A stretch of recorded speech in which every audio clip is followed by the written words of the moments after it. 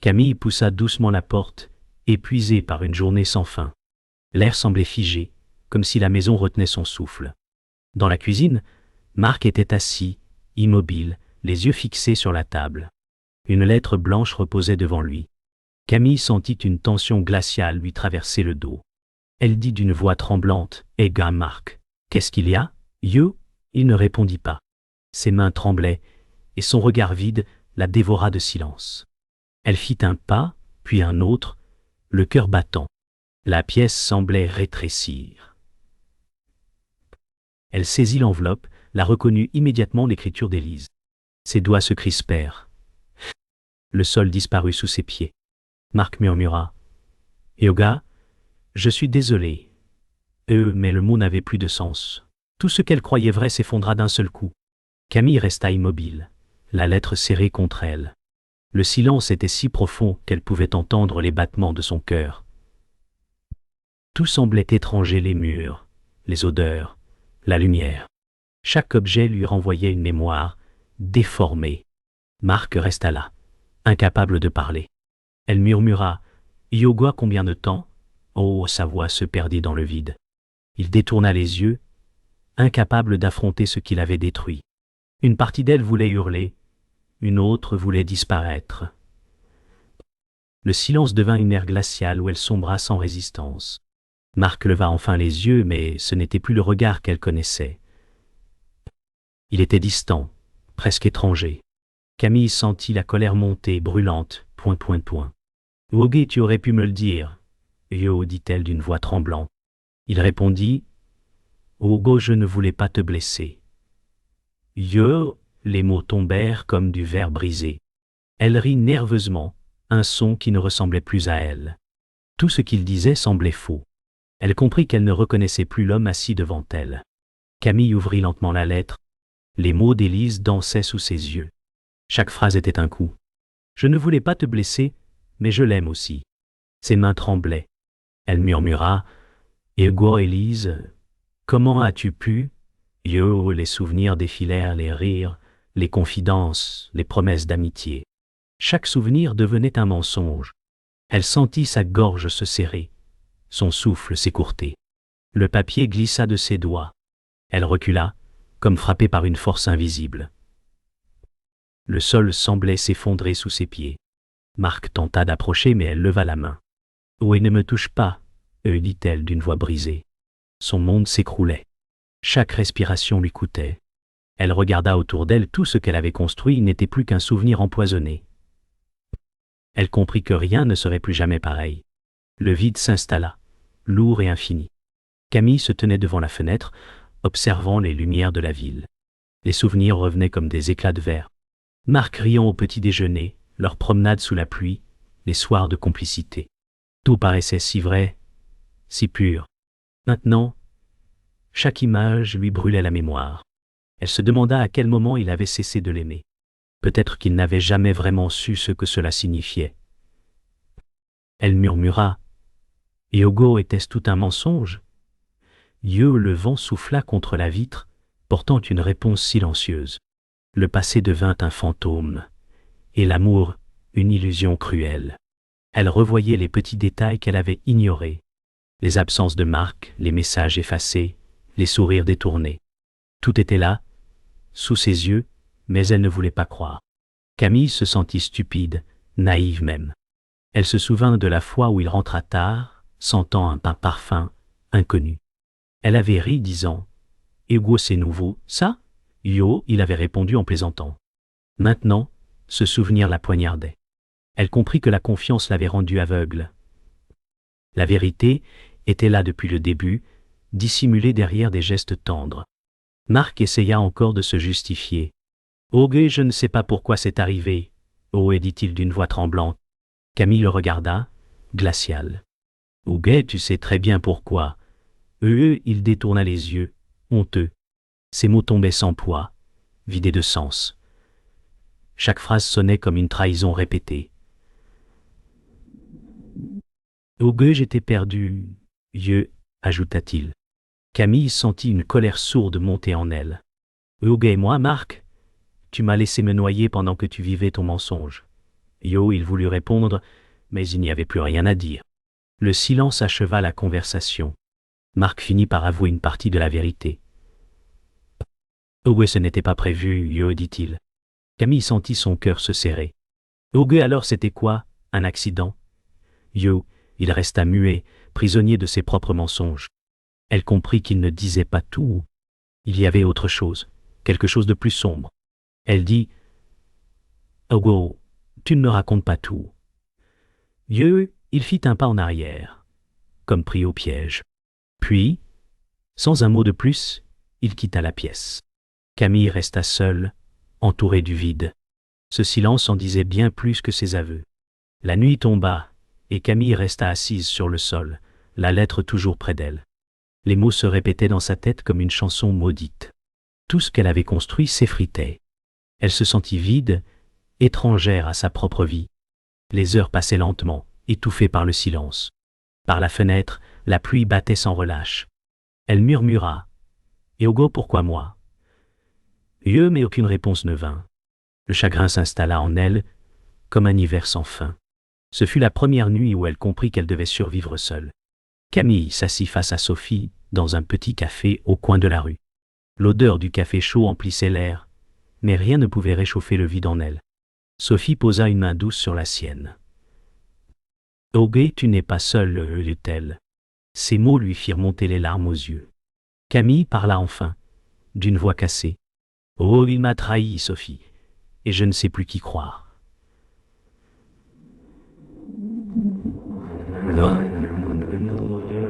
Sophie baissa les yeux, incapable de répondre. Le silence entre elles était lourd de compassion et d'impuissance. Pour la première fois, Camille osa affronter sa douleur à voix haute. C'était le début d'une vérité qu'elle n'avait plus la force de fuir. Les souvenirs s'imposaient dans son esprit comme des éclats brûlants. Chaque rire partagé, chaque baiser volé portait désormais un goût amer. Camille revoyait Marc et Élise ensemble, dans ces moments qu'elle croyait innocents. Tout prenait un sens différent, tordu par la vérité. Elle murmura « Yogo, il riait de moi, sans que je le sache. » Yo, la douleur se fit plus profonde. Ses pensées devinrent un champ de ruines. Ce qu'elle avait appelé bonheur n'était qu'un décor fragile. Derrière chaque sourire se cachait une ombre. Marc revint pour parler. Son visage portait la marque du remords, mais ses yeux évitaient toujours les siens. « Yogo, j'ai fait une erreur, Camille. Je ne voulais pas que ça prenne cette ampleur. » Yo, elle répondit, glacial et beau. Une erreur ne dure pas des mois. Yo, il baissa la tête. Chaque mot entre eux devenait une arme. Yogo, je l'aimais peut-être autrement. Ces mots la tranchèrent net. Elle recula, blessée. Yogo, tu ne sais même plus ce que c'est qu'aimer. Yo, il voulut tendre la main, mais elle fit un pas en arrière. Le mur entre eux devint infranchissable. Plus tard dans la soirée, Camille reçut un message inattendu. Le nom d'Élise s'afficha sur l'écran. Elle hésita, puis ouvrit le message. « Je suis désolée, on ne devait pas aller aussi loin. » Ses doigts tremblèrent. Elle sentit une colère froide la traverser. Pourquoi maintenant? Pourquoi ce remords tardif? Elle relut les mots plusieurs fois, chaque lecture ravivant la plaie. Elle murmura « Yogo, trop tard. » Élise. C'est trop tard. Yo, son cœur battait fort, partagé entre la douleur et le besoin de comprendre. Derrière ses excuses, elle sentait encore un mensonge caché. Après ce message, une idée surgit, fragile mais persistante. Quelque chose ne collait pas. Élise avait toujours semblé trop présente, trop proche. Camille se rappela des regards, des silences partagés entre sa sœur et Marc. Elle secoua la tête, refusant d'y croire. « Oh mais non, pas elle. » « murmura-t-elle. Mais au fond d'elle, la peur naissait. Et si la vérité était pire encore? Elle sentit le sol vaciller sous ses certitudes. Le doute s'installa, insidieux, prêt à tout renverser. Camille fouilla dans le téléphone de Marc, poussée par une intuition qu'elle craignait de confirmer. Son cœur battait fort. Dans les messages supprimés, elle en trouva un, resté par erreur. L'expéditeur Élise. Les mots étaient simples mais dévastateurs, n'a dit « Rien à ta femme ». Elle ne comprendrait pas. Elle sentit un vertige la saisir. Élise. Sa sœur promise, celle qui avait grandi à ses côtés. Tout prenait soudain une forme monstrueuse. Elle murmura, Yoguo non, pas elle. Mais la vérité brillait sous ses yeux comme une lame. Le monde bascula une seconde fois. Camille frappa à la porte d'Élise, le souffle court. Sa sœur ouvrit, surprise, puis vit la rage dans ses yeux. Ogue, tu savais. Lança Camille. Élise recula, hésitante. Ogue, ce n'est pas ce que tu crois. Camille éclata et Yogo, alors explique-moi. Le silence s'installa. Élise baissa la tête, incapable de soutenir son regard. La douleur se mêlait à la colère. Yogue, comment as-tu pu me faire ça? Demanda Camille d'une voix brisée. Les mots résonnèrent entre elles comme un cri d'enfant trahi. Rien ne pouvait effacer cette blessure. Élise finit par parler, la voix tremblante. Oui, je ne voulais pas, mais je t'en voulais depuis longtemps, tu avais tout, Camille. L'amour, la stabilité, la reconnaissance. Camille resta figée. Ces mots la transpercèrent. Oui, tu aurais pu me le dire, pas me trahir. Élise pleurait maintenant. Oui, je ne sais pas pourquoi j'ai fait ça. J'étais jalouse.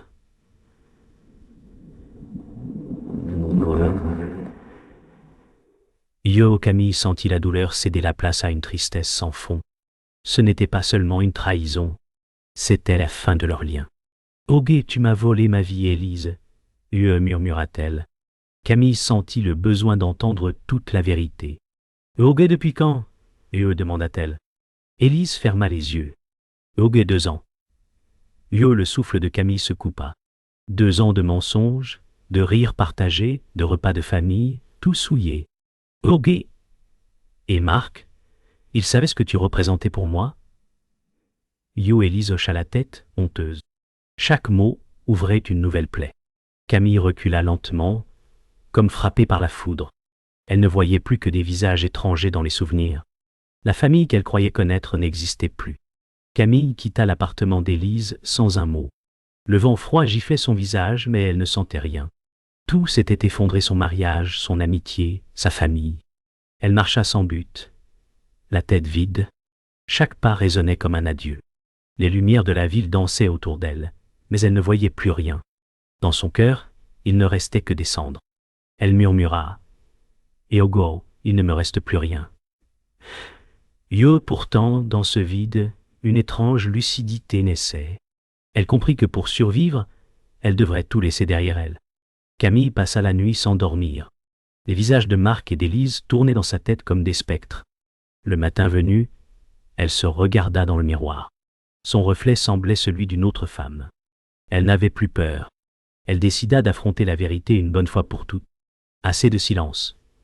Assez de mensonges. Ogue, ils vont m'écouter, murmura-t-elle. La voix ferme. Elle enfila son manteau, le cœur lourd mais déterminé. En ce moment, elle sut que rien ne serait plus pareil. Ce n'était plus la douleur qui la guidait, mais la force. Camille entra dans la maison qu'elle avait quittée. Marc était là, assis à la table. Élise se tenait près de la fenêtre. Le silence était lourd, presque étouffant. Ils échangèrent un regard, puis baissèrent les yeux. Camille avança, le regard fixe. « Ogue, vous êtes fier de ce que vous avez fait ?» demanda-t-elle. Aucun mot ne vint. Ce silence devint leur confession. Les murs semblaient témoins de leur faute. Elle les observa, étrangement calmes. Pour la première fois, elle ne tremblait plus. C'étaient eux, maintenant, qui portaient la honte. La tension éclata. « Oh, et pourquoi ?» hurla Camille. Sa voix vibra dans toute la pièce. Marc tenta de répondre à voix. « Je ne voulais pas te perdre. » Elle rit amèrement. « Ouais, tu m'as déjà perdu ?» Élise voulut parler, mais Camille leva la main. « Ok, pas un mot. Vous avez choisi de mentir ensemble. » Les larmes coulaient, mais sa voix resta ferme. Chaque phrase frappait comme un coup de tonnerre. « Vous m'avez volé tout ce que j'avais. Et pourtant, je suis encore debout. » Dans ce chaos, elle découvrit sa propre force. Marc détourna les yeux. « Je n'ai jamais voulu que ça t'arrive. » Camille répondit. « Aga, mais c'est arrivé parce que tu as choisi. » Élise sanglotait, mais ses larmes ne touchaient plus personne. Les masques tombaient, révélant des âmes nues. Camille sentit quelque chose se briser, non pas en elle, mais autour d'elle. Ce n'était plus sa vie. C'était leur chute. Ogue, gardez vos mensonges, Yo, dit-elle calmement. Ogue, je n'en veux plus. Yo, dans ces mots, il n'y avait ni haine, ni pardon. Seulement la faim.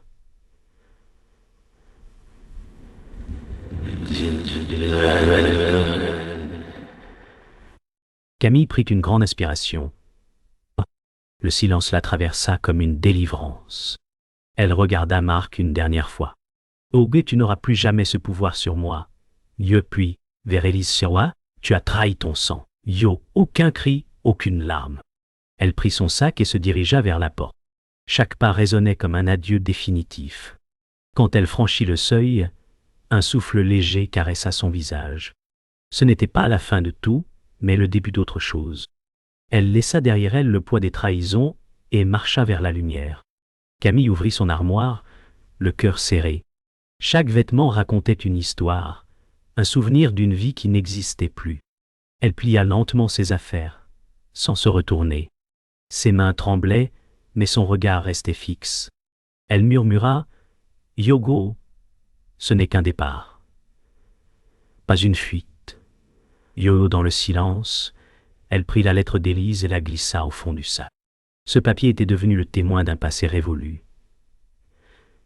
En fermant la fermeture, elle sentit une étrange paix l'envahir.